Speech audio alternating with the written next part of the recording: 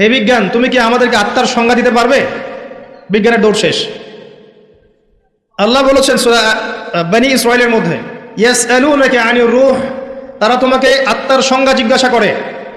কারা? ইহুদিরা, যারা মদিনায় ছিল। তারা তোমাকে আত্মার সংজ্ঞা জিজ্ঞাসা করে। কুলি রূহ মিন আমরি রব্বি, বলে দাও রূহ, আত্মা হচ্ছে তোমার রবের আদেশ মাত্র। ওয়া মা উতিতু মিনাল ইলমি ইল্লা কলিলা, তোমাদেরকে এ বিষয়ে বেশি জ্ঞান দেওয়া হয়নি, সামান্য জ্ঞান দেওয়া হয়েছে। আপনি জিজ্ঞাসা করবেন মেডিকেল সায়েন্সকে বা সায়েন্টিফিক রেভলিউশনকে, আত্মার সংজ্ঞা কি দিতে পারবে না।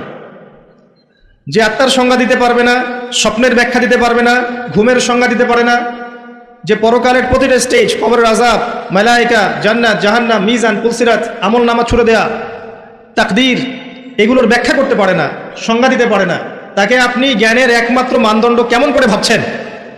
যখন আপনি তাকে জ্ঞানের চূড়ান্ত মানদণ্ড ভাবছেন, তখন আপনি শিরক করছেন।